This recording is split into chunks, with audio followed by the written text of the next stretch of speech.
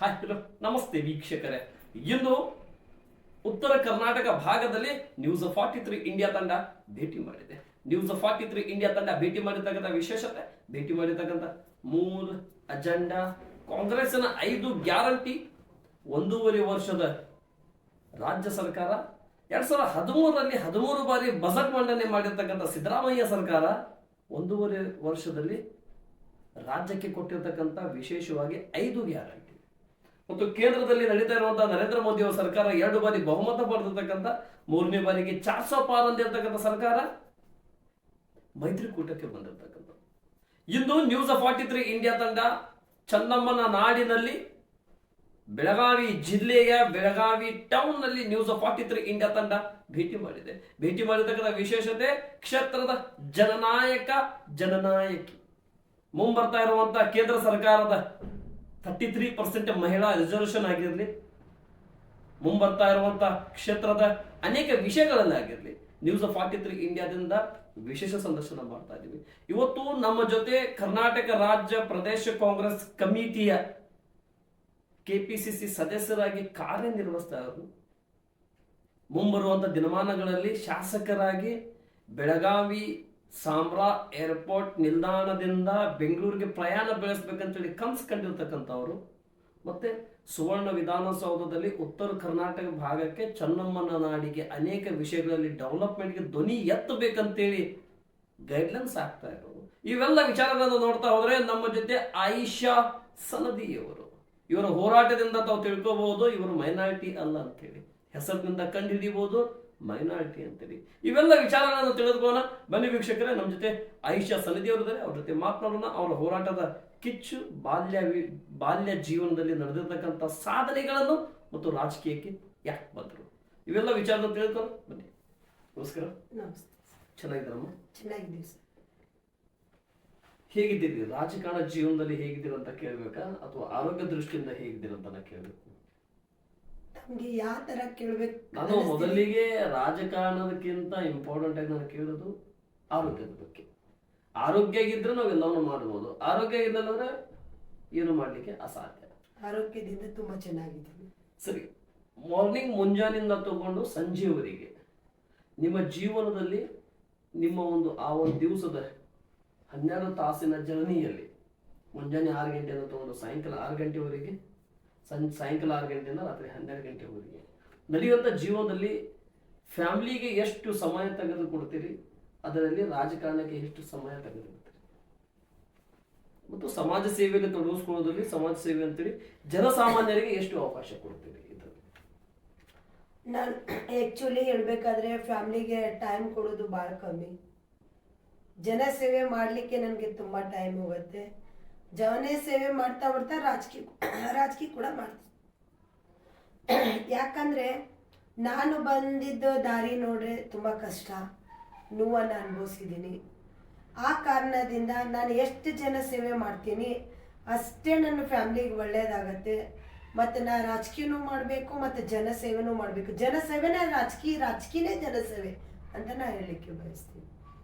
ಸರಿ ಮೇಡಮ್, ಬಾಲ್ಯ ಜೀವನ ಕಡೆ ಹೋಗ್ತಾ ಇದೆ. ಸ್ಕೂಲ್ ಲೈಫ್ನಿಂದ ತಗೊಂಡು ಮ್ಯಾರಿಡ್ ಲೈಫ್ವರೆಗೆ, ಮ್ಯಾರಿಡ್ ಲೈಫಿಂದ ತಗೊಂಡು ಫ್ಯಾಮಿಲಿ ಲೈಫಿಗೆ, ಫ್ಯಾಮಿಲಿ ಲೈಫಿಂದ ತಗೊಂಡು ರಾಜಕಾರಣ ಲೈಫಿಗೆ, ರಾಜಕಾರಣ ಲೈಫಿಂದ ತಗೊಂಡು ಜಿಲ್ಲೆಯಿಂದ ಕೇಂದ್ರಕ್ಕೆ, ರಾಜ್ಯದಿಂದ ಕೇಂದ್ರ. ಯಾವತ್ತಾದ್ರೂ ಅನ್ಕೊಂಡಿದ್ರ ನಾನು ರಾಜಕಾರಣಕ್ಕೆ ಬರಬೇಕು, ಸಮಾಜ ಸೇವೆಯಲ್ಲಿ ತೊಡಗಿಸ್ಕೋಬೇಕು ಅನ್ನುವಂಥ ವಿಚಾರ ಮಾಡಿದ್ರ ಯಾವತ್ತಾದ್ರೂ? ಸಾಧ್ಯ ಇಲ್ಲ ಸರ್. ನನ್ನೊಂದು ಫ್ಯಾಮಿಲಿಯಲ್ಲಿ ಯಾರು ಕೂಡ ರಾಜಕಾರಣದಲ್ಲೇ ಇಲ್ಲ. ಸಂದರ್ಭ, ಸಮಯ, ನನಗೆ ಕಷ್ಟ, ನನ್ನ ನೋವನ್ನು ನನಗೆ ಜನ ಹೀಯಾಳಿಸಿದ್ದಕ್ಕೆ ಇವತ್ತು ನಾ ರಾಜಕೀಯದಲ್ಲಿ ಬಂದು ಹೋರಾಟ ಮಾಡಿ ನಾನು ಗೆಲ್ಬಹುದು, ನಾನು ಕೂಡ ಹೋರಾಟ ಮಾಡಬಹುದು, ನನ್ನಂಥ ನೊಂದರ ಮಹಿಳೆಯರಿಗೆ ನ್ಯಾಯ ಕೊಡಿಸ್ಬಹುದು ಅಂತ ನಿರ್ಧಾರ ಮಾಡಿ ನಾ ರಾಜಕೀಯಕ್ಕೆ ಬಂದಿದ್ದೀನಿ ಅಂತ ನಾನು ಹೇಳಲಿಕ್ಕೆ ಬಯಸ್ತೀನಿ. ಸರಿ ಮೇಡಮ್, ತಾವು ರಾಜಕೀಯ ಜೀವನಕ್ಕೆ ಪಾದಾರ್ಪಣೆ ಮಾಡಿದ್ರು. ಯಾವ ಇಸವಿಯಲ್ಲಿ, ಯಾವ ವಿಷಯದಲ್ಲಿ, ಯಾವ ಹೋರಾಟದಿಂದ ನಿಮಗೆ ಆ ಒಂದು ರಾಜಕೀಯದ ಪಾದಾರ್ಪಣೆ ಇಲ್ಲಿಗೆ ಬಂದು ಸಿಕ್ಕಿರ್ತಕ್ಕಂಥ ಪ್ರತಿಫಲನೆ? ನಾನು ಹೇಳಲಿಕ್ಕೆ ಬಯಸ್ತೀನಿ, 12 ವರ್ಷದಲ್ಲೇ ಮ್ಯಾರೇಜು, 14 ವರ್ಷದಲ್ಲಿ ಮಗು, 15 ವರ್ಷಕ್ಕೆ ವಿದ್ವೆ. ನಾನು ಇಂಟರ್ ಆಗಿದ್ದು 2007ರಲ್ಲಿ ನಾನು ಸತೀಶ್ ಅಣ್ಣ ಜಾರಕಿಹೊಳಿ ಅವರಿಗೆ ಭೇಟಿಯಾಗಿದ್ದೆ. 2008ರಲ್ಲಿ ಅವರಿಗೆ ಮುಖ ಪರಿಚಯ. ನನ್ನ ಮಗು 11 ತಿಂಗಳದು, ನನ್ನ ಮಗು ತುಂಬ ಚಿಕ್ಕದು. ನಾನು 7th ಎಜುಕೇಷನ್ ಹೆಣ್ಮಗಳು. 7th ನನ್ನ ಮ್ಯಾರೇಜ್ ಆಗಿತ್ತು. ನಾ ಹೇಗೆ ಬದುಕಬೇಕನ್ನೋದು ನನಗೆ ದಾರಿ ಕೂಡ ಗೊತ್ತಿರಲಿಲ್ಲ. ಹೊರಗಿಂದ ಜಗತ್ತು ಏನಿದೆ ನನಗೆ ಅದು ಗೊತ್ತಿರಲಿಲ್ಲ. ಯಾವ ಥರ ನನ್ನ ಮಗುನ ನಾನು ಸಾಕಬೇಕು. ನನ್ನ ಮಗು ಸಾಕ್ಲಿಕ್ಕೆ ಅಂದರೆ ನಾವು ಹೊರಗೆ ಹೋದರೆ ಜನ ಹೀಯಾಡಿಸ್ತಿದ್ರು. ಆಕೆ ಗಂಡ ಸತ್ತವಳು, ಹೊರಗೆ ಎಲ್ಲಿ ಹೋದರೆ ಅದಕ್ಕೆ ತಪ್ಪು ದೃಷ್ಟಿಯಿಂದ ನೋಡೋದು. ಮತ್ತು ಎಲ್ಲಿಯೂ ಒಂದು ಕಡೆ ನನಗೆ ತುಂಬ ನೋವು ಆಗ್ತಿದೆ. ಯಾಕಂದರೆ ನಾವು ಹೊರಗಿಂದ ಜಗತ್ತೇ ನೋಡಿಲ್ಲ. ತಾಯಿ ತಂದೆ ಮನೆಯಲ್ಲಿ ಬರೋ ಪರಿಸ್ಥಿತಿ ಇದ್ರೂ ಕೂಡ ಯಾವತ್ತೂ ಕೂಡ ನಾನು ಹೊರಗೆ ಹೋಗಲಿಲ್ಲ. ಜನ ಹೇಗಿದ್ದಾರೆ ಅಂತ ಗೊತ್ತಿಲ್ಲ. ಒಳಗಿಂದ ಜನ ಹೇಗಿದ್ದಾರೆ ಗೊತ್ತಿತ್ತು, ಬಟ್ ಹೊರಗಿನ ಜನ ಹೇಗಿದ್ದಾರೆ ಅಂತ ನನಗೆ ಗೊತ್ತಿರಲಿಲ್ಲ. ಆ ಸಮಯದಲ್ಲಿ ನನಗೆ ತುಂಬ ನೋವಾದಾಗ, ನನಗೆ ತುಂಬ ಜನ ಹೀಯಾಳಿಸಿದಾಗ, ನನ್ನವರೇ ನನಗೆ ಹೀಯಾಳಿಸಿದಾಗ, ನನ್ನವರೇ ನನಗೆ ಟಾರ್ಚರ್ ಮಾಡಿದಾಗ ನನಗೆ ದಾರಿ ಒಂದೇ ಕಂದಿದ್ದು, ಅದು ಸತೀಶ್ ಅಣ್ಣ ಜಾರಕಿಹೊಳಿ ಅವರು. ಒಂದು ಸಣ್ಣ ಮಗುನ ತಗೊಂಡು ಅವ್ರ ಕಾಲದಲ್ಲಿ ಹೋಗಿ 1 ತಾಸು ಹೊರಗಡೆ ನಿಂತಿದೆ. ಸಾಹೇಬರು ನನ್ನ ನೋಡಿ ಹೆಣ್ಮಗು ಆಕಿನ ಹೊರಗೆ ಕರೀರಿ ಅಂತ ಹೇಳಿ ಸತೀಶ್ ಜಾರಕಿಹೊಳಿ ಅವರು ಅವ್ರ ಆಪ್ತ ಸಹಾಯಕರದಿಂದ ನನಗೆ ಒಳಗೆ ಕರೆದು ನನ್ನ ಕಷ್ಟನ ಕೇಳಿದ್ರು. ನಾನು ಹೇಳಿದೆ, ನನಗೊಂದು ಮಗು ಇದೆ, ನನಗೆ ಜೀವನ ಅನ್ನೋದನ್ನೇ ಗೊತ್ತಿಲ್ಲ, ನನಗೆ ಬೇರೆದಾರದಿಂದ ತುಂಬ ತೊಂದರೆ ಆಗ್ತಾ ಇದೆ, ನೀವು ನನಗೆ ಸಹಕಾರ ನೀಡಬೇಕಂತ ಹೇಳಿ ನನ್ನ ಮಗುನ ಅವ್ರ ಕಾಲಿನಲ್ಲಿ ಹಾಕಿದಾಗ ಅವ್ರು ಒಂದೇ ಮಾತು ಹೇಳಿದ್ರು, ನೀನು ಇನ್ನೂ ಚಿಕ್ಕವಳು, ಇನ್ನೂ ಕಲಿಬಲ್ಲೆ, ತುಂಬ ಜೀವನ ಇದೆ, ಇಲ್ಲಿಗೆ ಜೀವನ ಮುಗಿದು ಹೋಗಲ್ಲ ಅಂತ ಹೇಳಿದ್ರು. ಆವಾಗ ನಾನು ನಿರ್ಧಾರ ಮಾಡಿದೆ, ಇವರೇ ನನ್ನ ಗುರು, ಇವರೇ ನನ್ನ ತಾಯಿ, ಇವರೇ ನನ್ನ ತಂದೆ. ಕಷ್ಟ ಬರಲಿ, ಸುಖ ಬರಲಿ, ಏನೋ ಬರಲಿ, ನಾನು ಅವ್ರ ನೇತೃತ್ವದಲ್ಲಿ ಬೆಳಿಬೇಕು, ಅವ್ರ ಸಿದ್ಧಾಂತ ಮೇಲೆ ನಡಿಬೇಕು, ಅವ್ರ ನೆರಳಿನಲ್ಲಿ ನಾನು ಹೋರಾಟ ಮಾಡಬೇಕು.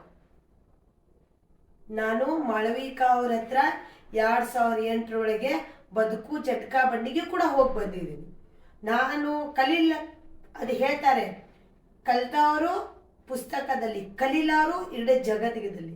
ನನಗೆ 10th ಎಕ್ಸಾಮಕ್ಕೆ ಸತೀಶ್ ಜಾರಕಿಹೊಳಿ ಸಾಹೇಬರು ಸಹಕಾರ ಮಾಡಿ, ಆಮೇಲೆ ನಾನು ಟೈಲರಿಂಗು, ಡಾಲ್ ಮೇಕಿಂಗು, GOC ಮಾಡಿ ನನ್ನ ದನಿನೇ ನನ್ನ ಹೋರಾಟ. ನಾನು ಒಬ್ರದ್ದು ಇದು ಏನು ರೇಷನ್ ಕಾರ್ಡ್ದು ಒಂದು ಸಮಸ್ಯೆ ಬಂದಿತ್ತು, ಎಸ್, ಅವ್ರದ್ದು ಒಂದು ಸಮಸ್ಯೆ ಬಂದಿತ್ತು. ಆ ಸಮಯದಲ್ಲಿ ನಾನು ಒಬ್ರ ಹತ್ರ ಅಧಿಕಾರಿ ಹತ್ರ ಜೋರ್ ಅವಾಜ್ ಮಾಡಿದೆ. ಅವತ್ತೇ ನಂದು ಪೇಪರ್ನಲ್ಲಿ ಬಂತು. ಯಾಕೆ ನಾ ಈ ಜೀವನನ ರೂಪಿಸ್ಕೋಬಾರ್ದು, ಯಾಕೆ ನಾನು ಹೋರಾಟ ಮಾಡಬಾರ್ದು? ನಾನು ಅದಕ್ಕೆ ನನ್ನ ದನಿನ ನನ್ನ ಖ್ಯಾತಿ ಅಂತ ಬೆಳೆಸ್ಕೊಂಡು ಒಂದು ಹೋರಾಟಗಾರ್ತಿಯಾಗಿ ಹೋರಾಟ ಮಾಡ್ತಾ ಮಾಡ್ತಾ ಸಾಹೇಬರ ನೇತೃತ್ವದಲ್ಲಿ ಬೆಳೀತಾ ಹೋದೆ ನಾನು. ಅದರ ನಂತರ ನನಗೆ ರಾಜಕೀಯ ಒಳಗೆ ನನ್ನ ಹೋರಾಟ, ನನ್ನ ಕೆಲಸ ನೋಡಿ ಸಾಹೇಬರು ನನಗೆ ಸಹಕಾರ ಮಾಡಿಕೊಂಡು ನಾನು ರಾಜಕೀಯಕ್ಕೆ ಎಂಟ್ರಿ ಆದೆ. 2008ರಲ್ಲಿ ನಾನು ಕಾಂಗ್ರೆಸ್ ಕಾರ್ಯಕರ್ತ, 2009ರಲ್ಲಿ ನಾನು ಕಾರ್ಯಕರ್ತ ಆಗಿ ಬಂದಿದ್ದು. ನನ್ನ ರಾಜಕೀಯ ಜೀವನ ಇವತ್ತು ಸೋಷಿಯಲ್ ವರ್ಕು ಇತ್ತು, ರಾಜಕೀಯನೂ ಮಾಡ್ತಾ ಮಾಡ್ತಾ ಇವತ್ತು ಈ 19 ವರ್ಷ ಜರ್ನಿಯಲ್ಲಿ ತುಂಬ ನೆರಳನ್ನು ನೋಡಿದ್ದೀನಿ. ಚಳಿ, ಗಳಿ, ಮಾಳಿ, ಜನ ಕಾಲು ಜಗ್ತಾ ಹೋದರು, ಆದರೆ ನಾನು ಎಲ್ಲಿಯೂ ಕೂಡ ನಿಂದಿರಲಿಲ್ಲ. ನನ್ನ ಕೆಲಸ ಏನಿತ್ತು, ನಾನು ಮುಂದೆ ಬೆಳೀಲೇಬೇಕು. ಎಷ್ಟು ಜನ ಹಿಂದೆ ಹೀಯಾಳಿಸ್ತಾರೆ ಅಷ್ಟು ನನಗೆ ಮುಂದೆ ದಾರಿ ಕ್ಲಿಯರ್ ಆಗುತ್ತೆ ಅಂತ ಹೇಳಿ 19 ಜರ್ನಿಯಲ್ಲಿ ತುಂಬ ನೋವನ್ನು ನೋಡಿದ್ದೀನಿ, ಖುಷಿನೂ ನೋಡಿದ್ದೀನಿ, ಜನ ಬೆಂಬಲನೂ ನೋಡಿದ್ದೀನಿ, ಧಿಕ್ಕಾರ ನೋಡಿದ್ದೀನಿ ಅಂತ ಹೇಳಿ ಇವತ್ತು ದಿಟ್ಟದಿಂದ ನಾನು ಇಲ್ಲಿ ಬಂದು ನಿಂತಿದ್ದೀನಿ.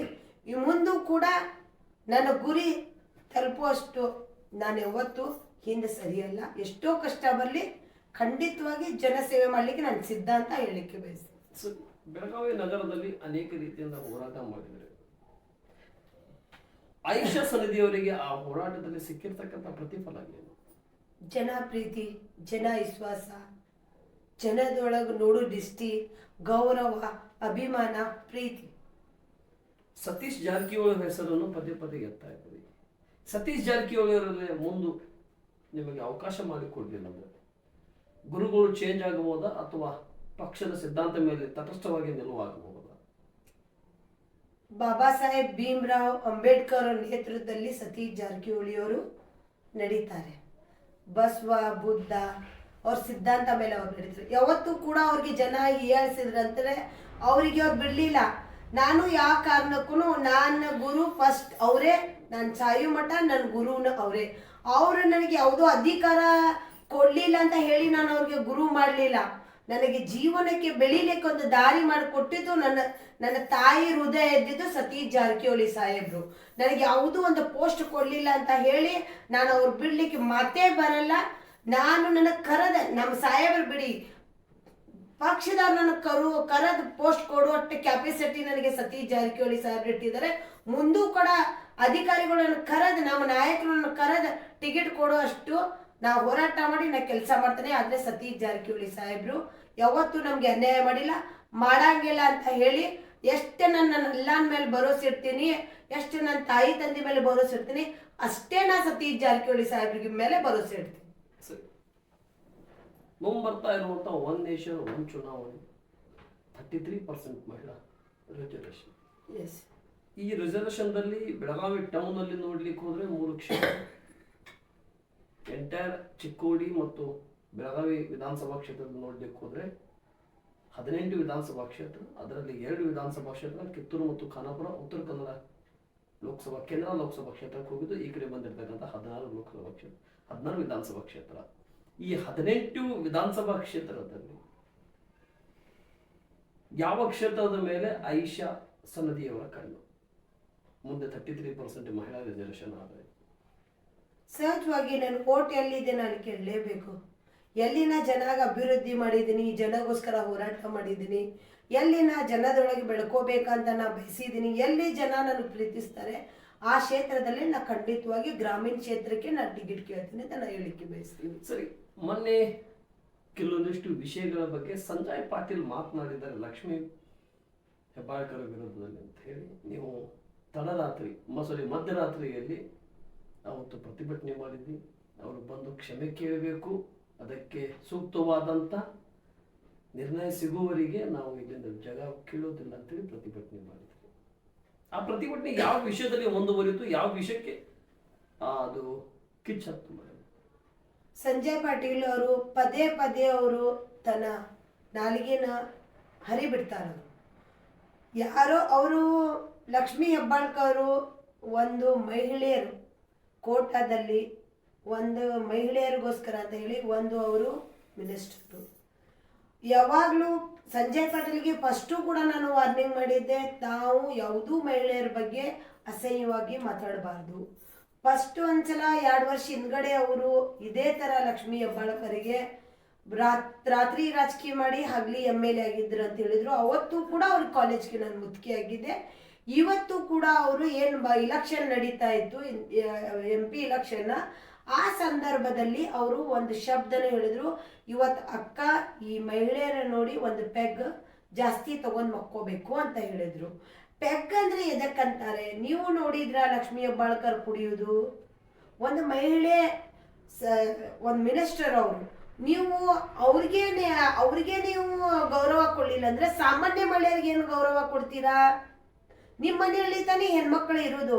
ನಾನು ಕ್ವಶನ್ ಕೇಳಿದೆ, ನಿಮ್ಮ ಮನೆಯಲ್ಲಿ ಹೆಣ್ಮಕ್ಳಿಗೆ ಇದೇ ಥರ ನಿಮ್ಮ ಮನೆಯಲ್ಲಿ ಬೇರೆ ಹೆಣ್ಮಕ್ಳಿಗೆ ನೀವು ಅವಮಾನ ಮಾಡಿದರೆ ನಿಮ್ಮ ಮನೆ ಹೆಣ್ಮಕ್ಳು ಕೇಳಲ್ಲ ಅಂತೇಳಿ. ಈಗ ಅವರು ಒಂದು ಮಾಜಿ MLA ಒಂದು ಕ್ಷೇತ್ರದಲ್ಲಿ ಎಷ್ಟು ಹೆಣ್ಮಕ್ಳು ಮಾಡ್ತಾರೆ. ಒಂದು ಮಿನಿಸ್ಟರ್ಗೆ ನೀವು ಗೌರವ ಕೊಡಲಿಲ್ಲ ಅಂದರೆ ಸಾಮಾನ್ಯ ಮಹಿಳೆಯರಿಗೆ ಏನು ಅವರು ಗೌರವ ಕೊಡ್ತಾರೆ? ಆ ಕಾರಣದಿಂದ ನಾ ಮಹಿಳೆ ಅನ್ನೋದು ಒಂದು ಕಾರಣದಿಂದ ಎಲ್ಲಿಯೂ ಕೂಡ ಮಹಿಳೆಯರಿಗೆ, ಇದಷ್ಟೇ ಅಲ್ಲ ಇಡೀ ರಾಷ್ಟ್ರದಲ್ಲಿ ಎಲ್ಲಿಯೂ ಕೂಡ ಮಹಿಳೆಯರ ಮೇಲೆ ದೌರ್ಜನ್ಯ, ಮಹಿಳೆಯರಿಗೆ ಹೀಯಾಳಿಸ್ತಾರೆ. ಆಯಿಷಾ ಸನದಿ ಅಲ್ಲಿ ಮುಂಚಿತವಾಗಿ ಇದ್ದೇ ಇರ್ತಾರಂತೆ ನಾ ಹೇಳಲಿಕ್ಕೆ ಬಯಸ್ತೀನಿ. ಸರಿ ಮೇಡಮ್, ಸಂಜಯ್ ಪಾಟೀಲ್ ವಿರೋಧದಲ್ಲಿ ಲಕ್ಷ್ಮೀ ಹೆಬ್ಬಾಳ್ಕರ್ ಅವರಿಗೆ ಒಂದು ವಿಷಯಗಳ ಬಗ್ಗೆ ಮಾತನಾಡಿದ್ದ ಪ್ರತಿಭಟನೆ ಮಾಡಿದ್ರು. ಮಿನಿಸ್ಟರ್ ಆಗಿ ಪ್ರತಿಭಟನೆ ಮಾಡಿದ್ರ, ಅಥವಾ ನಮ್ಮ ನಾಯಕಿ ಅಂತೇಳಿ ಪ್ರತಿಭಟನೆ ಮಾಡಿದ್ರ, ಅಥವಾ ನಮ್ಮ ಮಹಿಳೆಯರ ಶಕ್ತಿ ಅಂತೇಳಿ ಪ್ರತಿಭಟನೆ ಮಾಡಿದ್ರು? ನಾನು ಮಿನಿಸ್ಟರು ಯಾವುದೋರು ಅಧಿಕಾರದಲ್ಲಿ ಇದ್ದಾರೆ ಅಂತ ನಾನು ಮಾಡಲಿಲ್ಲ. ಅವರು ಒಂದು ಮಹಿಳೆಗೆ ಒಂದು ಅವಮಾನ ಆಗ್ತಾ ಇದೆ. ಇವತ್ತು ಒಂದು ಮಿನಿಸ್ಟರ್ ಅಂತ ಅವರು ಒಂದು ಹುದ್ದೆದಲ್ಲಿ ಇದ್ದಾರಿಗೆ ಅವಮಾನ ಮಾಡಿದ್ದಾರೆ. ಸಾಮಾನ್ಯ ನಮ್ಮಂಥವ್ರ ಮಹಿಳೆಯರಿಗೂ ಕೂಡ ನಾಳೆ ಅವರು ಅವಮಾನ ಮಾಡಬಹುದು. ನಾ ಮಹಿಳೆ ಅನ್ನೋದು ಒಂದೇ ಒಂದು ಕಾರಣಕ್ಕೆ ನಾನು ಹೋರಾಟ ಮಾಡಿದ್ದೀನಿ. ಸತೀಶ್ ಜಾರಕಿಹೊಳಿ ಅವ್ರನ್ನ ನೋಡಿದಂಥ ರೀತಿಯಿಂದ ಗುರುಗಳು, ಅಣ್ಣ ಮತ್ತು ಗಾಡ್ ಫಾದರ್ ಅಂತ ನೋಡಿದಂಥ ರೀತಿಯಿಂದ ಲಕ್ಷ್ಮೀ ಹೆಬ್ಬಾಳ್ಕರ್ ಅವರಿಗೆ ನಾವು ಯಾವ ರೀತಿ ನೋಡ್ತೀರಿ? ಒಂದು ಸಾಮಾನ್ಯ ಮಹಿಳೆಯಾಗಿ ನೋಡ್ತೀರಾ, ಅಥವಾ ನಿಮ್ಮ ಜಿಲ್ಲೆಯ ಸಚಿವರಾಗಿ ನೋಡ್ತೀರಾ, ಅಥವಾ ನಿಮ್ಮ ಮಹಿಳೆಗೆ ಕೀರ್ತಿ ಪತಾಕಿ ಕೊಟ್ಟಿರ್ತಕ್ಕಂಥ 2ನೇ ಟರ್ಮ್ನ ಶಾಸಕಿಯಾಗಿ ಈ ಒಂದು ಕ್ಯಾಬಿನೆಟ್ನಲ್ಲಿ ಸಚಿವರಾಗಿರ್ತಕ್ಕಂಥ ಸಚಿವ ಅಂತ ನೋಡ್ತಾರೆ? ಒಬ್ರು ನಾಯಕಿ ಅಂತ ನಾನು ಗ್ರಾಮೀಣ ವಿಧಾನಸಭಾ ಕ್ಷೇತ್ರದಿಂದ 33% ಮಹಿಳಾ ರಿಸರ್ವೇಶನ್ ಬಂದ್ರೆ ನಾ ಜನ ಅಭಿವೃದ್ಧಿಗೋಸ್ಕರ ಕೇಳ್ತೀನಿ. ಎಲ್ಲಾರ್ಗು ನೀವು ಅವಕಾಶ ಕೊಟ್ಟಿದ್ದೀರಾ, ನನಗೆ ಕೇಳಲಿಕ್ಕೆ ಅಧಿಕಾರ ಇದೆ, ನನ್ನ ಓಟ್ ಇದೆ, ನಾನು ಕೇಳಿ ಯಾರು ಕೇಳಬಾರ್ದಂತಲ್ಲ, ನನಗೆ ಅಧಿಕಾರ ಇದೆ, ನನ್ನ ಕ್ಷೇತ್ರ ಇದೆ, ನಾ ಕೇಳ್ತೀನಿ. ಎರಡು ಟರ್ಮ್ನಲ್ಲಿ ಸಂಜಯ್ ಪಾಟೀಲ್ ಅವರು ಆ ಕ್ಷೇತ್ರದ ಶಾಸಕರಾಗಿದ್ರು, ಇದೇ 2 ಟರ್ಮ್ನಲ್ಲಿ ಲಕ್ಷ್ಮೀ ಹೆಬ್ಬಾಳ್ಕರ್ ಅವರು ಕೂಡ ಶಾಸಕರಾಗಿದ್ರು. 2 ಟರ್ಮ್ನಲ್ಲಿ ಏನು ಅಭಿವೃದ್ಧಿ ಮಾಡಿಲ್ಲ ಅಂತ ಅನ್ಕೊಂತೀರ?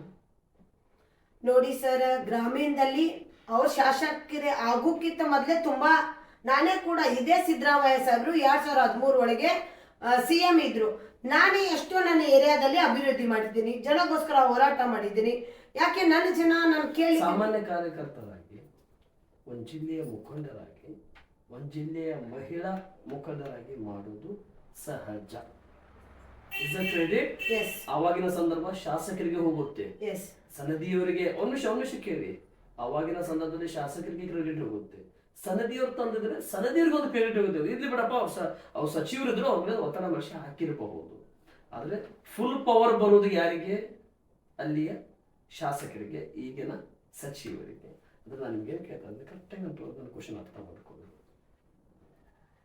ನಿಮ್ಮ ಲಕ್ಷ್ಮೀ ಹೆಬ್ಬಾಳ್ಕರ್ ಈ ಕ್ಷೇತ್ರದ ಶಾಸಕಿ ಮತ್ತು ಈ ಜಿಲ್ಲೆಯಿಂದ ಒಂದು ಶಾಸಕಿಯಾಗಿ ಈ ಜಿಲ್ಲೆಗೆ ಸಚಿವರಾಗಿ ಉಡುಪಿ ಚಿಕ್ಕಮಗಳೂರಿಗೆ ಉಸ್ತುವಾರಿಯಾಗಿರ್ತಕ್ಕಂಥ ಲಕ್ಷ್ಮೀ ಹೆಬ್ಬಾಳ್ಕರ್. ಆದ್ರೆ ಅವರು 2 ಟರ್ಮ್ನಲ್ಲಿ ಏನೂ ಮಾಡಿಲ್ಲ ಅಂತ ನೀವು ಅನ್ಕೊಂತೀರಾ? ಅಭಿವೃದ್ಧಿ ನಾನು ಮಾಡಿದ್ದೇನೆ ಅಂತ ನೀವು ಹೇಳ್ತಾ ಇದ್ದೀರಲ್ಲ, ಯಾಕೆ ಈ ವಿಷಯ? ಇದರಲ್ಲಿ ಡಬಲ್ ಪ್ಲಾಟ್ಫಾರ್ಮ್ ಯಾಕೆ, ಸಿಂಗಲ್ ಪ್ಲಾಟ್ಫಾರ್ಮ್ ಯಾಕೆ ಆಗೋದಿಲ್ಲ? ನನ್ನ ಅನ್ಸೋ ಪ್ರಕಾರ ಅಷ್ಟು ಡೆವಲಪ್ಮೆಂಟ್ ಗ್ರಾಮೀಣದಲ್ಲಿ ಆಗಿಲ್ಲ, ತುಂಬಾ ಆಗ್ಬೇಕಾಗಿತ್ತು. ಇನ್ನ ಗ್ರಾಮೀಣದಲ್ಲಿ ತುಂಬಾ ಅಭಿವೃದ್ಧಿ ಆಗ್ಬೇಕಾಗಿದೆ ಅಂತ ಹೇಳಿಕೆ ಬಯಸ್ತೀನಿ. ಸರಿ, ಹಾಗಾದ್ರೆ 2 ಟರ್ಮ್ನಲ್ಲಿ ಅಂತ ವ್ಯಕ್ತಿನ ನೀವು ಆಯ್ಕೆ ಮಾಡ್ಕೊಂಡ್ಬಿಡೋದ್ರಿ, ಯಾಕೆ ಪಾತ್ರ ವಹಿಸಿದ್ರಿ?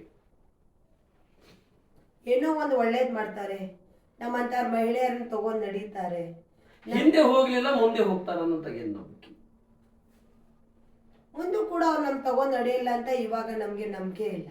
ಅದಕ್ಕೆ ನಾವು ಹಿಂದೆ ಹೋಗಲಿಲ್ಲ, ಮುಂದೆ ಹೋಗ್ತಾರ ಅನ್ನೋಂತ ಏನ್ ನಂಬಿಕೆ ಮೇಲೆ ತಾವು ಆಯ್ಕೆ ಮಾಡ್ಕೊಂಡ್ ಬಂದ್ರಿ? ಏನೋ ಒಂದು ಜನಕ್ಕೆ ಅಭಿವೃದ್ಧಿ, ಒಂದು ಮಹಿಳೆ ಬಿಜೆಪಿಗೆ ನಾವು ಸೋಲಿಸಬೇಕಾಗಿತ್ತು. ಇವತ್ತು ಒಂದು ಮಹಿಳೆಗೆ ನಾವು ಅವಕಾಶ ಕೊಡಬೇಕು, ನಮ್ಮಂತಾರ ಮಹಿಳೆಯರನ್ನ ತಗೊಂಡ್ ನಡೀತಾರಂತ ಹೇಳಿ ಆಯ್ಕೆ ಮಾಡ್ಕೊಂಡು ಬಂದಿದ್ದೀವಿ. ಸರಿ, 33 ಮಹಿಳಾ ರಿಸರ್ವೇಶನ್ ಬಗ್ಗೆ ಮಾತನಾಡುತ್ತಾ ಗ್ರಾಮಾಂತರ ವಿಧಾನಸಭಾ ಕ್ಷೇತ್ರದಲ್ಲಿ ಲಕ್ಷ್ಮೀ ಹೆಬ್ಬಾಳ್ಕರ್ ಜೊತೆ ಮಾತನಾಡ್ತಾ ನೀವು ಆಕಾಂಕ್ಷೆ ಅಂತ ಹೇಳಿದ್ರೆ, ನಮ್ಮ ಪಕ್ಷದ ಒಂದು ಸಚಿವರು ಆ ಕ್ಷೇತ್ರದಲ್ಲಿ ಇದ್ದಂಥವ್ರು ಅಂತ ನೀವು ಹೇಳಿದ್ರಿ. ಅದೇ ಕ್ಷೇತ್ರ ಮೇಲೆ ನಿಮ್ಗೆ ಯಾಕೆ ಕಣ್ಣು, ಬೇರೆ ಕ್ಷೇತ್ರ ಇಲ್ವಾ? ನಾನು ಜನರ ಜೊತೆಗೆ ಬೆಳ್ಕೊಂಡಿದ್ದೀನಿ, ಜನ ನಾನು ಗುರುತಿಸ್ತಾರೆ. ಏನೇನೇ ಸ್ಥಳ ಇದೆ ನಾನು ಅಲ್ಲೇ ಕೇಳಲೇಬೇಕು. ಗೋಕಾಕ್ ಕೂಡ ಇದೆಯಲ್ಲ?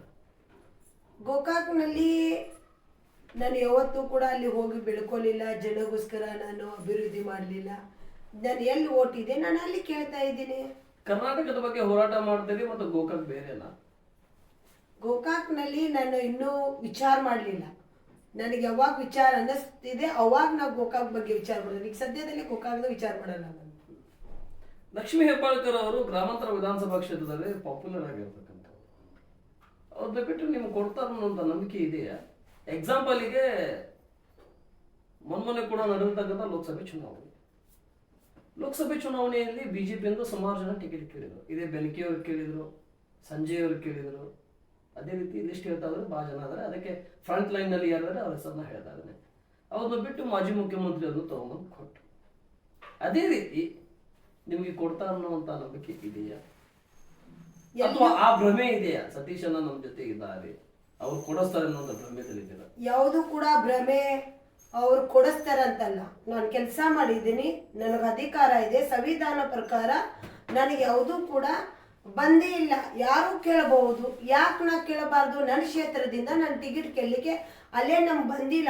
ಅವ್ರಿಗೆ ಇಚ್ಛೆ ಇದ್ರೆ ಕೊಡ್ತಾರೆ, ಇಲ್ಲಾಂದ್ರೆ ಬಿಡ್ತಾರೆ. ಪ್ರಭಾವಿ ಅವರೇ ಅಂತ ಅವ್ರಿಗೆ ಕೊಡ್ಬೋದು. ಯಾಕೆ ಮುಂದಿನ ಸಲ ಕೂಡ ನನಗೆ ಯಾಕೆ ಅವಕಾಶ ಸಿಗಬಾರ್ದು? ಈಗ ಫಿರೋಜ್ ಶೆಟ್ಟರ್ ನಿಮಗೆ ಹೇಳ್ತೀನಿ, ಫಿರೋಜ್ ಶೆಟ್ಟರ್ 2 ಸಲ MLA ಆದರು.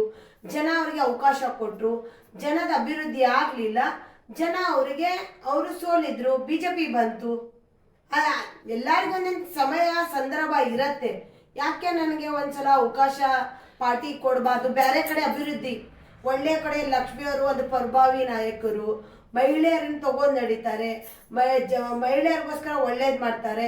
ಅವರಿಗೆ ಬೇರೆ ಕಡೆ ಅವರು ಎಲ್ಲೂ ನಿಂತರೆ ಕರ್ನಾಟಕದಲ್ಲಿ ಅವ್ರು ಗೆಲ್ತಾರಂತ ಹೇಳಿ ಪಕ್ಷ ಅವ್ರಿಗೆ ತಿಳ್ಕೊಂಡು ಅವ್ರಿಗೆ ಚೇಂಜ್ ಮಾಡಿ ಬೇರೆ ಕಡೆ ಕೊಟ್ಟು ನನ್ಗೆ ಯಾಕೆ ಗ್ರಾಮೀಣದಲ್ಲಿ ಕೊಡಬಾರ್ದು? ನೀವು ಕೂಡ ಕರ್ನಾಟಕದಲ್ಲಿ ಹೆಸರುವಾಸಿಯಾದಂಥವ್ರು. ಗ್ರಾಮೀಣ ಬಿಟ್ಟು ನೀವು ದಕ್ಷಿಣದಲ್ಲಿ ಕೇಳಬಹುದು, ಗ್ರಾಮೀಣ ಬಿಟ್ಟು ಸೌತ್ನಲ್ಲಿ ಕೇಳಬಹುದು, ಅಥವಾ ಬೇರೆ ಬೇರೆ ಹೋಗ್ಬೋದು. ನನಗೆ ಪಕ್ಷ ಎಲ್ಲಿ ಅವಕಾಶ ಮಾಡಿ ಟಿಕೆಟ್ ಕೇಳೋದು ನನ್ನ ಕರ್ತವ್ಯ ಇದೆ. ಪಕ್ಷನ ಎಲ್ಲಿ ಅದೇ ಕ್ಷೇತ್ರದ ಮೇಲೆ ನಿಮ್ ಕಣ್ಣು ಯಾಕೆ? ನನ್ನ ಏರಿಯಾ, ನಾನ್ ಬೆಳೆದಿದ್ದು, ನಾ ಜನರು ಯಾವತ್ತು ಏರಿಯಾ ನನ್ನ ಕ್ಷೇತ್ರ ಅಂತ ಪ್ರತಿಭಟನೆ ಮಾಡಿಲ್ಲ, ನನ್ನ ಜಿಲ್ಲೆ ನನ್ನ ಮಹಾನಗರ ಪಾಲಿಕೆ ಅಂತ ಹೋರಾಟ ಮಾಡಿ. ಬಟ್ ನನ್ ಕನ್ಸಿದೆ ನಾನು ಗ್ರಾಮೀಣದಿಂದ MLA ಆಗ್ಬೇಕಂತ ಹೇಳಿ. ಆದ್ರೆ ಲೋಕಸಭೆಯಲ್ಲಿ ನಿಮ್ಮ ಅಭ್ಯರ್ಥಿ ಯಾಕೆ ಸೋತರು? ಅವರನ್ನು ಯಾಕೆ ಗೆಲ್ಲಿಸ್ಕೊಂಡ್ ಬರ್ಲಿಲ್ಲ? ಇದೇ ರೀತಿ ಮೈಕ್ ಇಲ್ಲದಂತೆ 1000 ಜನ ಸೇರಿಸುವಂತ ಆಯಿಷಾ ಸನದಿ ಮೈಕ್ ಹಿಡ್ಕೊಂಡು ಕ್ಷೇತ್ರದಲ್ಲಿ ಅಭ್ಯರ್ಥಿನ ಯಾಕೆ ಗೆಲ್ಲಿಸ್ಲಿಲ್ಲ? ನಾನು ಉಸ್ತುವಾರಿ ಚಿಕ್ಕೋಡಿ ಇತ್ತು, ಸ್ಥಳೀಯದಲ್ಲಿ ನೀವಿದ್ರಿ, ಮತ ಹಾಕೋದು ಇಲ್ಲಿ, ಅದಕ್ಕೆ ಇಲ್ಲೇ ಟಿಕೆಟ್ ಕೇಳ್ತಾ ಇದೀರಿ. ಅದೇ ನಿಮ್ಮ ಅಭ್ಯರ್ಥಿ. ನೀವು ಉಸ್ತುವಾರಿ ಸತೀಶಣ್ಣ ಮಗಳು ಅಲ್ಲಿ ಸ್ಪರ್ಧೆ ಮಾಡ್ತಿದ್ರಂತ ಅಲ್ಲಿ ಉಸ್ತುವಾರಿಗೆ ಹೋಗಿದ್ರ, ಅಥವಾ ಲಕ್ಷ್ಮೀ ಹೆಬ್ಬಾಳ್ಕರ್ ಅವರು ಇಲ್ಲಿ ನಮಗೆ ಅವಕಾಶ ಮಾಡಿಕೊಡೋದಿಲ್ಲ ಅಂತೇಳಿ ನೀವು ಇಲ್ಲಿ ಬಿಟ್ಟು ಅಲ್ಲಿಗೆ ಹೋಗಿದ್ರ? ಕರೆ ಹೇಳ ಸುಳ್ಳು ಹೇಳ ನಿಮ್ಮ ಇಚ್ಛೆ. ನೀವು ಕರೆ ಹೇಳಿದ್ರೆ ಹೇಳ್ತೀನಿ, ಸುಳ್ಳು ಹೇಳಂದ್ರೆ ಹೇಳ್ತೀನಿ. ಹೇಳಿ, ನಿಮ್ಮ ವಿಚಾರವನ್ನು ತಿಳಿಸಿ. ನಾಯಕರಿಗೆ ನಮ್ಮ ಮೇಲೆ ಭರೋಸೆ ಇಲ್ಲ. ನಾವು ಕೆಲಸ ಮಾಡ್ತೀವಿ ಅಂತ 1000 ಸಲ ಫೋನ್ ಮಾಡಿದ್ರೆ ತಾವು ಫೋನ್ ನಮ್ದು ಎತ್ತಲಿಲ್ಲ ಅಂದ್ರೆ ನಾವು ಕೆಲಸ ಮಾಡ್ಬೇಕಾ ಬಿಟ್ಟು ಹೋಗ್ಬೇಕಾ? ನಮ್ಮ ಮೇಲೆ ಆಯೇಷಾ ಸಂಧಿ ಒಂದು ಫೋನ್ ಮೇಲೆ 1000 ಜನ ಕೂಡಿಸ್ತಾಳೆ, ನಿಮಗೋಸ್ಕರ ರಾತ್ರಿ ಧರಣಿ ಮಾಡ್ತಾಳೆ. ನಾಯಕರಿಗೆ ನಿಮ್ಮ ಮೇಲೆ ನನಗೆ ಭರೋಸೆ ಇಲ್ಲ ಅಂದಮೇಲೆ ಇಲ್ಲಿನ ಕೆಲಸ ಮಾಡ್ಬೇಕಾ ಬಿಡ್ಬೇಕಾ? ಪಕ್ಷಕ್ಕಾಗಿ ಮಾಡಬೇಕು, ವ್ಯಕ್ತಿತ್ವದಿಂದ ಬಿಡಬೇಕು. ಪಕ್ಷಕ್ಕೋಸ್ಕರ ನನಗೆ ಎಲ್ಲಿ ಅಧಿಕಾರ ಕೊಟ್ಟರು, ಎಲ್ಲಿ ನನಗೆ ನೇಮಕ ಮಾಡಿದ್ರು, ಆ ಕ್ಷೇತ್ರದಲ್ಲಿ ನನಗೆ ಕೆಲಸ ಕೊಟ್ಟರು, ನಾನು ಹೋಗಿ ದುಡ್ದಿದ್ದೀನಿ ಪಕ್ಷಕ್ಕೋಸ್ಕರ. ಹಾಗಾದ್ರೆ ಅದೇ ಲೋಕಸಭಾ ಭಾಗದಲ್ಲಿ ಟಿಕೆಟ್ ಕೇಳಬೇಕಲ್ಲ ವಿಧಾನಸಭೆಗೆ, ನೀವು ಇಲ್ಲಿ ಯಾಕೆ ಕೇಳಬೇಕು? ನನ್ನ ಎಲ್ಲೂ ಕೇಳಬಹುದು, ನನ್ನ ಅಧಿಕಾರ ಅದು. ನನ್ನ ಮನಸ್ಸು ಇಚ್ಛೆನ ಎಲ್ಲೂ ಕೇಳಬಹುದು, ಎಲ್ಲೂ ಕೇಳಬಹುದು. ಅದೇ ರೀತಿ ಲಕ್ಷ್ಮೀ ಹೆಬ್ಬಾಳ್ಕರ್ ಅದೇ ಕ್ಷೇತ್ರದಲ್ಲಿ ಇರಬಹುದು, ಆಯಿಷಾ ಸಂಧಿ ಬೇರೆ ಕಡೆ ಹೋಗಿ ಕೇಳಿ. ನಾನು ಟಿಕೆಟ್ ಕೇಳಲಿಕ್ಕೆ ಒಂದು ಕಾರಣ ಇತ್ತು. ಸತೀಶ್ ಜಾರಕಿಹೊಳಿ ಸಾಹೇಬ್ರಿಗೆ ಟಿಕೆಟ್ ಕೊಟ್ಟು ದಿಲ್ಲಿ ಕಳಿಸ್ಬೇಕು, ಇಲ್ಲಿ ಬೇರೆದಾರ ರಾಜಕೀಯ ಮಾಡ್ಬೇಕಂತ ನಡೆಸ್ತಾ ಇದ್ರು. ನಾನು ನಮ್ನ ಕೊಡ್ಬೇಕ ಇಲ್ಲಾಂದ್ರೆ ಪ್ರಿಯಾಂಕಾ ಮೇಡಮ್ ಕೊಡ್ಬೇಕು ಅನ್ನೋದು ಕಾರಣಕ್ಕೆ ಟಿಕೆಟ್ ತುಂಬಿದ್ದೇನೆ. ಇಲ್ಲಾಂದ್ರೆ ಯಾವುದು ನನಗೆ ಲೋಕಸಭಾಕ್ಕೆ ಹೋಗ್ಬೇಕು ಅಂತ ನಾನು ಕನಸು ಕಂಡಿರ್ಲಿಲ್ಲ. ಸತೀಶ್ ಜಾರಕಿಹೊಳಿ ಸಾಹೇಬ್ರು ಇಲ್ಲಿ ಅಭಿವೃದ್ಧಿಗೋಸ್ಕರ ನಾವು ಅವ್ರಿಗೆ ಗೆಲ್ಸ್ಕೊಂಡ್ ಬಂದಿದ್ದೀವಿ. ಉತ್ತರ ಕರ್ನಾಟಕದಲ್ಲಿ ನಮ್ಗೆ ಅಭಿವೃದ್ಧಿ ಆಗ್ಬೇಕಂತ ನಾವು ನಾಯಕರನ್ನ ಇಲ್ಲಿ ತಂದು ನಿಲ್ಲಿಸಿದೀವಿ. ಅವರಿಗೆ ನಮ್ಮಿಂದ ಬಿಟ್ಟು ಬೇರೆ ಕಡೆ ಹಾಕ್ಲಿಕ್ಕೆ ಪ್ರಯತ್ನ ಮಾಡ್ತಾ ಇದ್ರು. ಆ ಕಾರಣದಿಂದ ಜಾರಕಿಹೊಳಿ ಫ್ಯಾಮಿಲಿಗೆ ನೀವು ಎಲ್ಲಿ ಟಿಕೆಟ್ ಕೊಟ್ರೆ ನಾವು ಗೆಲ್ಸ್ಕೊಂಡು ಬರ್ತೀವಿ ಅಂತ ಚಾಲೆಂಜ್ ಇಂದ ಪ್ರಿಯಾಂಕಾ ಮೇಡಮ್ ಟಿಕೆಟ್ ಕೊಡಬೇಕು, ಇಲ್ಲಾಂದ್ರೆ ನನಗೆ ಟಿಕೆಟ್ ಕೊಡಬೇಕು ಅಂತ ಹೇಳಿ ನಾನು ಅರ್ಜಿನ ಹಾಕಿದ್ದೆ. ಪಕ್ಷ ನನ್ನ ಇಂಟರ್ವ್ಯೂದಲ್ಲಿ ಕೂಡ ತಾವು ನೋಡ್ಬೋದು, ಪ್ರಿಯಾಂಕಾ ಜಾರಕಿಹೊಳಿಗೆ ಕೊಟ್ಟರೆ ಟಿಕೆಟ್ ನಾನು ಹಿಂಪಡಿತೀನಿ. ಪ್ರಿಯಾಂಕಾ ಜಾರಕಿಹೊಳಿಗೆ ಚಿಕ್ಕೋಡಿಗೆ ಕೊಟ್ಟರು, ನಾವು ಕೆಲಸ ಮಾಡಿದ್ವಿ. ಸತೀಶ್ ಜಾರಕಿಹೊಳಿ ಅವರಿಗೆ ಪಕ್ಷದವರಿಗೆ ಅಲ್ಲಿನ ಕೆಲಸ ಮಾಡಿದ್ರೆ ಖಂಡಿತವಾಗಿ ನಾವು ಸೀಟ್ ಬರುತ್ತೆ ಅಂತ ಪಕ್ಷಕ್ಕೂ ಕೂಡ ನಮ್ಮ ಮೇಲೆ ವಿಶ್ವಾಸ ಇತ್ತು.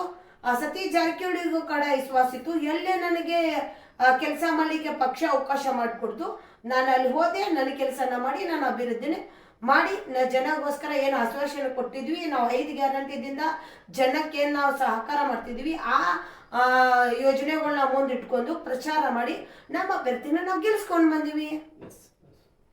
ಸರಿ, ನಿಮ್ಮ ಅಭ್ಯರ್ಥಿನ ನೀವು ಗೆಲ್ಲಿಸ್ಕೊಂಡು ಅಂತ ಹೇಳ್ತಾರೆ.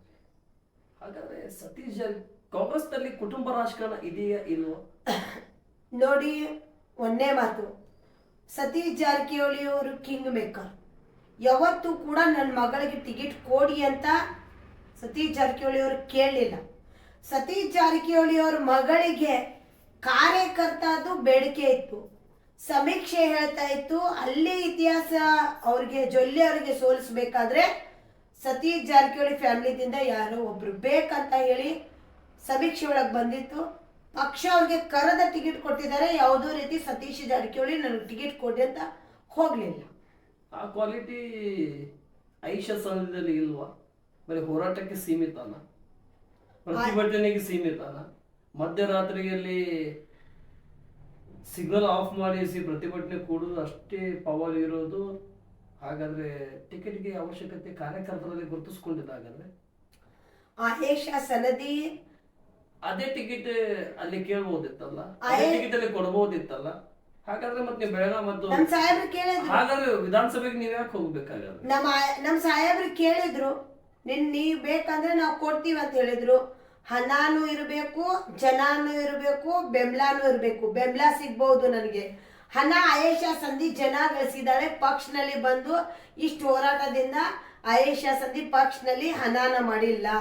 ಹಣಕ್ಕೆ ನಾವು ಜನ ನೀವು ಒಪ್ಕೊಂತೀರ ರಾಜಕಾರಣಕ್ಕೆ ಹಣ ಇಲ್ಲ ಅಂದ್ರೆ ಗುಣ ನಡೆಯಂಗಿಲ್ಲ ಅಂತ ಹೇಳಿ? ಜನ ಅಭಿವೃದ್ಧಿ ಮಾಡ್ಲಿಕ್ಕೆ ಬೇಕು ತಾನೆ, ಜನಗ ಅಭಿವೃದ್ಧಿ ಮಾಡ್ಲಿಕ್ಕೆ ಹಣ ಬೇಕು ತಾನೆ. ಆಯೇಷಾ ಸಂಧಿಯವರು ಒಪ್ಕೊಂತಾರ ಹಣ ಇಲ್ಲದೆ ರಾಜಕಾರಣ ಮಾಡಕ್ ಆಗೋದಿಲ್ಲ, ಗುಣದಿಂದ ರಾಜಕಾರಣ ಮಾಡಬಹುದಾ ಅಥವಾ ಹಣದಿಂದ ರಾಜಕಾರಣ ಮಾಡಬಹುದಾ? ಈಗಿನ ಕಾಲದಲ್ಲಿ ಹಣಾನು ಬೇಕು, ಗುಣಾನು ಬೇಕು, ಜನ ಆಯೇಷಾ ಸಂಧಿಯವರು ಯಾಕೆ ಜನರ ಪರವಾಗಿ ಹೋರಾಟ ಮಾಡಬೇಕು? ಅದೇ ಹಣ ಇದ್ದಿದ್ರೆ ಹಣ ಕೊಟ್ಟು ಸರಿಸಬಹುದಲ್ಲ.